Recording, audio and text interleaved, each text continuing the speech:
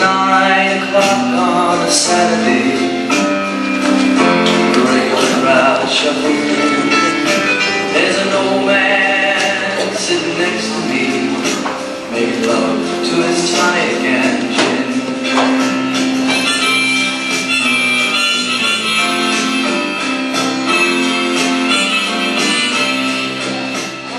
만나면 항상 관심사가 똑같으세요. 어떻게 자식에게 잘 물려줄 수 있을 것인지. 그렇죠. 항상 관심사가 그것입니다. 이제 뭐 언론이나 이런 데서 자꾸 차명계좌라는 얘기가 자꾸 나옵니다.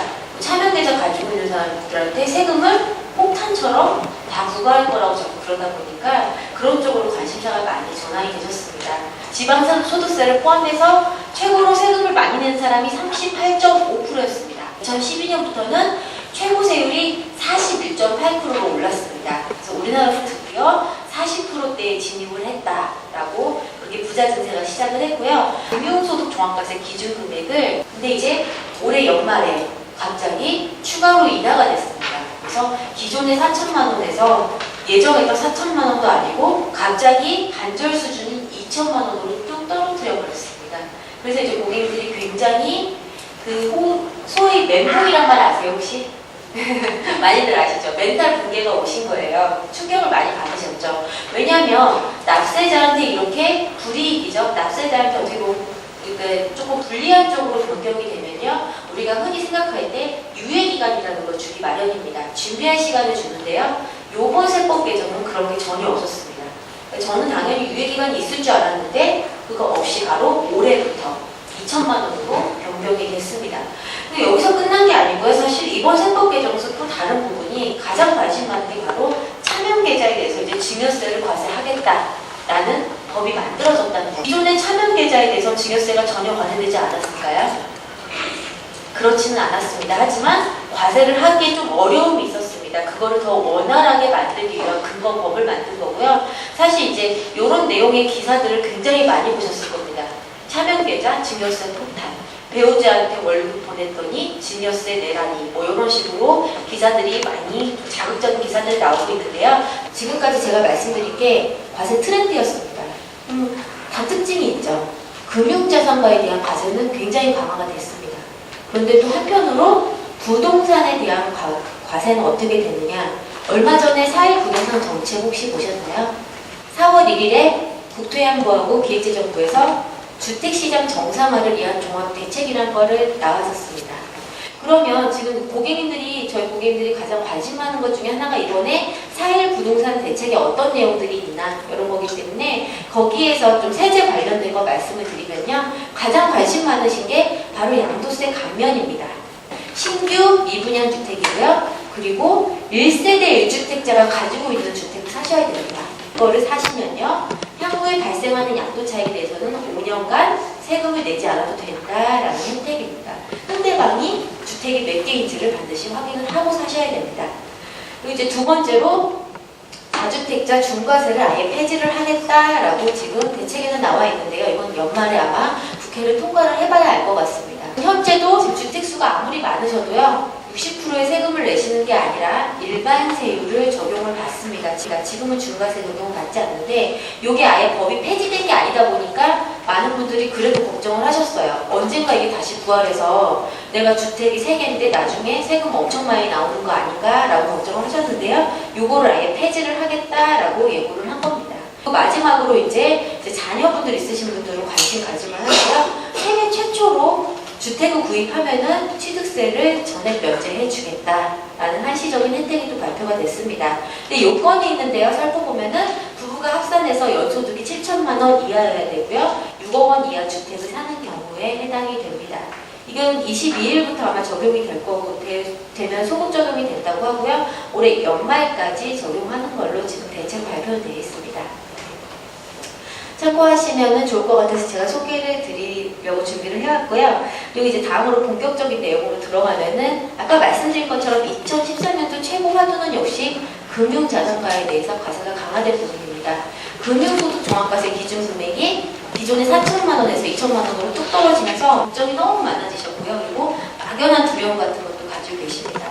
첫 번째, 세금이 어떻게 늘어나는지 말씀드리기 전에 우리나라 금융소득 과세 방법에 대해서 잠깐 말씀드리겠습니다. 이제 고객님들께서 은행에 가서 예금에 투자를 하시고 증권사에 가서 주식이나 펀드에 투자를 하십니다. 그러면은 이자 아니면 배당 그런 것들이 나오죠. 예금에서는 이자만 나오고요. 주식에 투자하시면 배당이 나옵니다. 근데 이런 소득이 발생을 해서 수익이 나시면 그 100%를 전부 딱 지급을 받으신 적이 있으신가요? 그죠? 일반적으로 대한민국 국민이라고 하면은 15.4%가 떼입니다. 무조건 내가 발생하는 수익의 15.4%를 떼고 지급을 받도록 합니다. 그게 바로 원천징수라고 하는 거예요. 이런 수익들이 1년 동안 개인별로 부부합산이 아닙니다. 많은 분들이 부부합산으로 알고 계시는데요. 부부합산은 아니고 개인별로 이런 소득이 2천만 원이 넘지 않으면 그렇게 금융기관에서 15.3%가 떼이고 끝나시는 겁니다. 더 이상 뭘 하지 않으셔도 되세요. 신경을 안 쓰셔도 되는데 요게 2천만 원이 넘는 순간 바로 종합과세라는 거를 하게 되면서 머리가 아파지시기 시작합니다. 네, 좀 관심 가지고 계신 분들은 많이들 아시는데요. 이자나 배당 소득이 7,400만 원까지는 세금을 더 내시지 않아도 됩니다. 단 요건이 있습니다. 다른 소득이 없는 경우라면. 그리고 반대로 다른 소득이 있다라고 하면은 세금은 늘어날 수밖에 없는 구조입니다. 그래서 이제 그거를 예를 들어서 잠시 보여드리면요. 이분이 사업소득자라고 예를 들어드리겠습니다. 우리가 사업소득 부동산 임대도 있고요. 여러 가지가 있는데 그분의 과세표준이 3억 원이 넘는 경우 여기서 과세표준이라는 거는 매출액만 말하는 게 아니라 이분의 매출액에서 여러 것저것 경비가 빠지고 난 걸 저희가 과세표준이라고 합니다. 이 과세표준이 3억 원이 넘으면은 아까 말씀드린 것처럼 지금 현존하는 최고세율 41.8%를 적용을 받으십니다. 근데 이분이 사업도 잘하셨지만은 금융자산도 잘 운영하셔가지고 이자 배당 소득이 1년간 5천만 원 나오셨습니다. 그렇게 가정을 해보면요. 2천만 원까지는 결국 남들하고 똑같이 15.4%로 내는 거고요. 그리고 나머지 3천만 원만 요 사업소득하고 합산이 돼서 같이 합산이 되기 때문에 사업소득이 아까 41.8% 적용을 받는다라고 말씀드렸잖아요. 그러니까 이분은 여기에 얹혀져서 41.8%를 적용을 받게 되시는 겁니다.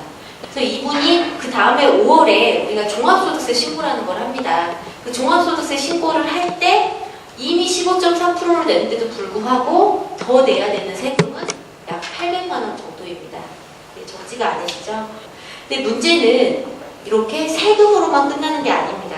금융소득 종합과세가 되시면 지금 건강보험료 부담이 굉장히 높다고 생각하시는 분들이 많은데요. 금융소득 종합과세가 되시면 더 높아지실 수가 있습니다. 금융소득 종합과세 되면 어떻게 건강보험에 영향을 미치는지 그러니까 설명을 드리면요. 우리가 금융소득 종합과세가 되면 그 다음에 5월달에 종합소득세 신고를 관할 세무서에 합니다. 그러면 이제 관할 세무서에서는 그 데이터를 잘 가지고 그거를 모았다가 건강보험공단에 보냅니다. 근데 이제 다른 종합소득 데이터를 다 보냈는데요. 금융소득에 대해서는 종합과세 대상자권만 보냅니다. 그러니까 예를 들어서 이분이 좀 금융자산 관리를 적극적으로 잘하셔서 2천만 원이 넘지 않으셨습니다. 1,900만 원이 되셨습니다. 이자 소득이. 그러면 건강보험공단으로 데이터가 안 넘어가겠죠. 보험료에 영향을 미치지 않습니다. 근데 이분이 자칫 실수하셔가지고 2,050만 원, 2,100만 원 되셨습니다. 그러면 이분의 정보는 2,100만 원이 통으로 가버립니다. 그러니까 이 미세한 차이가 금융소득 관리를 어떻게 했느냐의 차이가 건강보험료에 엄청난 그 차이를 불러일으킬 수 있습니다. 그래서 가장 큰 피해를 보는 케이스가 바로 피부양자였던 분들이세요. 우리가 이제 흔히 소득이 없으면은 가정주부라든지 아니면 은퇴하신 분들은 남편 직장이나 자녀 직장에 피부양자로 등재를 하십니다. 그러면 건강보험료 부담이 거의 없으시죠, 사실은. 없으신데 이런 분들이 아까 말씀드린 것처럼 금융소득 종합과세 대상자가 된다라고 하면은 그 2천만 원 넘는 정보가 딱 넘어가면서 당연히 피부양자 자격이 상실이 됩니다. 그분의 그 소득 능력이 너무 충분하다라고 보는 거죠. 문제는 피부양자 자격이 상실이 되면은 지역가입자가 됩니다. 근데 건강보험료 지역가입자가 되면은 이 종합소득만 보고 계산을 하는 게 아니라 이분이 가지고 있는 자동차 그리고 부동산 이런 것들을 산정해서 건강보험료 영향을 받기 때문에 생각보다 많은 보험료가 나오게 되세요. 그래서 아까 말씀드린 것처럼 그 다른 소득이 없으신 분들 그런 분들은 세금은 별로 늘어나지 않는다라고 말씀드렸습니다. 한 7,400만 원까지 세금은 늘어나지 않는다. 하지만 건강보험료가 굉장히 많이 늘어나실 수 있는 그런 케이스입니다. 입장가입자 같은 경우는 건강보험료 영향을 크게 안 미칠 수도 있겠죠. 7,200만 원이 넘어가지 않는다면 금융소득이. 대신 세금은 올라갈 수밖에 없는 구조입니다. 그분이 이제 연봉이 높으시면은 거기에 따라서 금융소득 종합과세 대상이 되는 금액도 세금도 올라가게 되어 있습니다. 이제 마지막으로 궁금해하시는 세무조사 부분은 좀 더 뒤에서 자세히 말씀드릴 텐데 결론부터 말씀드리면 금융소득 종합과세 대상자가 된다라는 사실만으로 세무조사가 나온다라는 것은 아닙니다. 예. 그럼 그 이자나 배당소득이 어디서 나왔는지 그 출처를 밝히라는 거죠. 그럼 그 출처만 잘 밝히면 아무 문제가 없다라는 겁니다. 예를 들어서 한 60대 고객님께서 2천만 원이 넘으셨습니다. 근데 그분은 기존에 회사 생활도 오랫동안 하셨고요. 물려받은 자산도 있으세요. 그러면 전혀 문제가 없으시겠죠. 근데 이제 반대로 이제 초등학교도 입학하지 않은 아이가 이자 소득이 2천만 원 넘었습니다. 자금 출처 소명을 하라고 합니다. 소명할 수 있는 게 그러면 이 초등학교도 들어가지 않은 아이가 사업을 했을 리는 없으니까 사업소득은 안 될 거고요. 그러면 아버지한테 증여를 받은 내역이 있든지 할아버지한테 상속받은 내역이 있어야 되는데 없습니다. 그러면 문제가 될 수도 있다라는 거죠. 이거는 이제 뒤에서 참여계좌 얘기하면서 좀 더 자세히 말씀드릴 거고요. 그리고 건강보험료 얘기를 아까 앞에서 말씀드렸는데 건강보험료는 계속 강화가 되고 있습니다. 앞으로는 연금소득이 연간 4천만 원 넘어가면은 그것도 피부연자 자격이 상실이 됩니다. 국민연금을 포함한 연금소득이. 그래서 이게 사실은 작년 8월 달에 개정이 됐는데 시행시기가 계속 늦춰지고 있었습니다. 이제 얼마 전에 내용을 보니까 5월 달부터 시행을 하겠다라고 합니다. 그래서 근데 이제 많은 고객님들이 저한테 문의를 많이 해주신 게 즉시연금 아세요? 그 즉시연금이란 상품은 아까 말씀드린 것처럼 보험사나 이제 저희 증권사, 금융권에서 파는 이자소득세가 전액 비과세되는 장기저축성 보험 상품입니다. 이런 이자소득세가 비과세되는 상품은 아까 말씀드린 금융소득 종합과세 기준금액 2천만 원에 들어가지가 않습니다. 그럼 2천만 원이 들어가지 않으면 건강보험공단에 데이터가 들어갈 일이 없겠죠. 이자 배당 소득은 2천만 원이 넘어야지 들어가는 것이기 때문에. 그래서 결론은 즉시연금을 많이 혹시 받으시는 분들이 있으시다면 그거는 건강보험에 영향을 미치지 않기 때문에 걱정하지 않으셔도 됩니다. 그렇게 말씀 많이 드렸고요. 그리고 혹시 연금소득 좀 많이 받으시는 분들은 이제 올해 건강보험료, 공적연금 있잖아요. 사학연금이라든지 뭐 국민연금, 공무원연금 이런 것들도 대상이기 때문에 한번 관심 있게 보시면 좋을 것 같습니다. 지금까지 말씀드린 것처럼 금융소득 종합과세가 되면은 세금이 안 늘어나고 건강보험료가 엄청 늘어나던 세금 건강보험료가 같이 늘어나던 아니면 심지어 자금추적 조사 그런 위험까지 있기 때문에 우리가 관리를 잘해서 좀 피할 수 있으면은 피하는 게 사실 속이 편하시겠죠. 네. 그래서 저희가 어떻게 대응을 하는 게 좋은 것인가. 첫 번째로 이제 증여를 통해서 금융소득을 분산을 하자라고 하는데 많은 분들이 증여 자체를 좀 부담스러워하세요. 가장 첫 번째 이유가 우선은 증여세율이 너무 높습니다.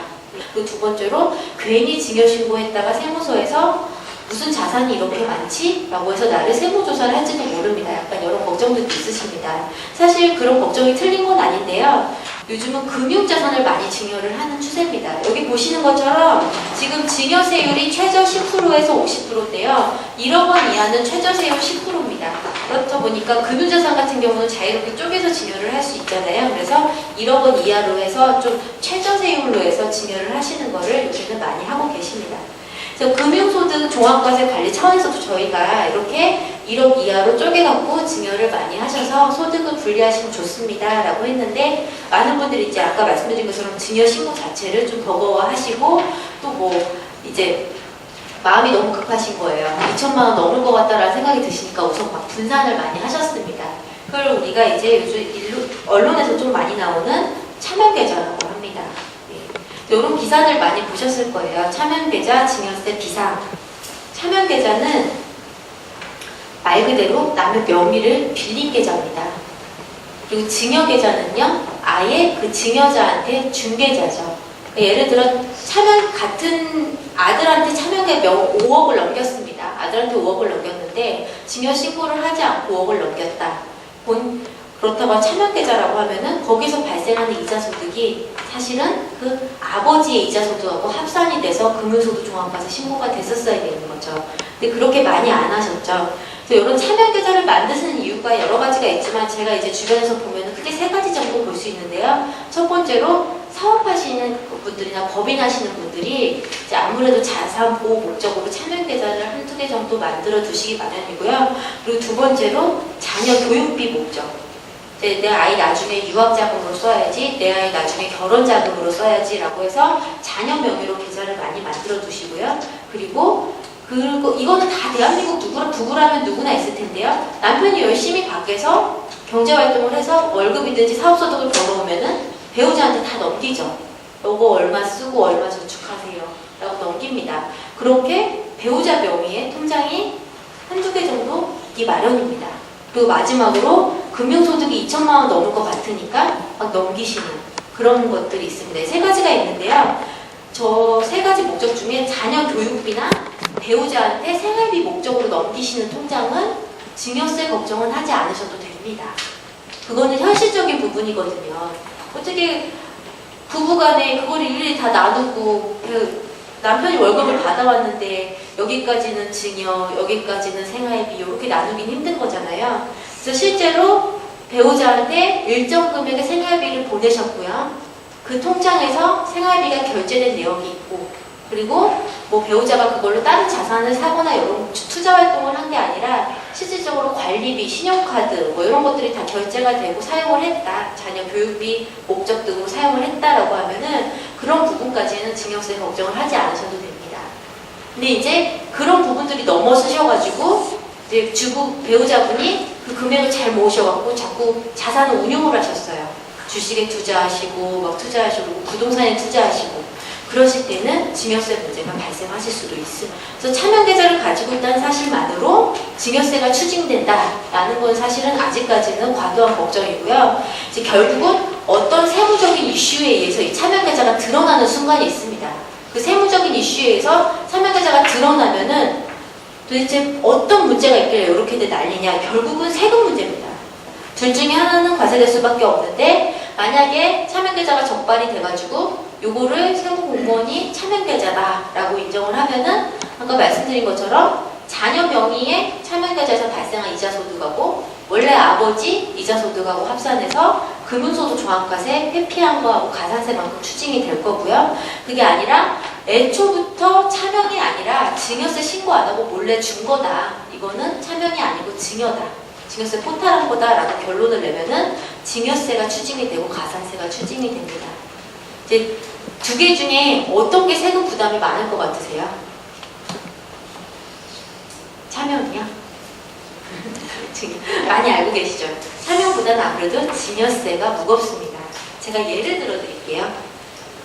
자, 그 미성년자 자녀로 5억 원짜리 차명계좌를 만들었습니다. 아버지가. 그리고 그 5억 원의 계좌에서 매년 3천만 원의 이자 소득이 2년 동안 발생을 했습니다. 2년 동안 발생을 했는데 나중에 어떤 세무적인 이슈에서 이 아버지가 세무조사를 받다가 차명계좌가 드러났습니다. 그 세무공무원이 이거는 단순히 차명이 맞다라고 인정을 했습니다. 그러면은 거기서 발생한 3천만 원하고 아버지가 원래 가지고 있던 이자소득 그리고 그 사람이 적용받고 있는 적용세율을 봐가지고 이자소득세, 종합소득, 금융소득 종합과세 회피한 거하고 가산세만큼 추징이 됩니다. 그거를 대략적으로 계산을 해보니까 2년치 회피한 걸 계산해보니 한 1,800만 원 정도가 나왔습니다.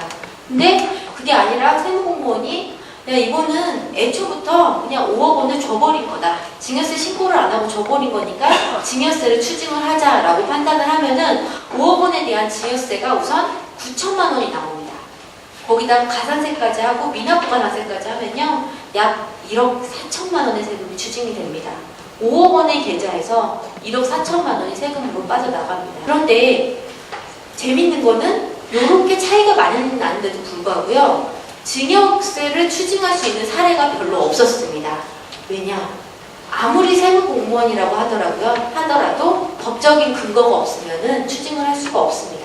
이제 2013년도 개정세법 내용을 살펴보면은 앞으로는 이런 거와 상관없이 차명계좌를 만들었다. 그 순간부터 증여세를 추징할 수 있다라는 법을 만든 겁니다.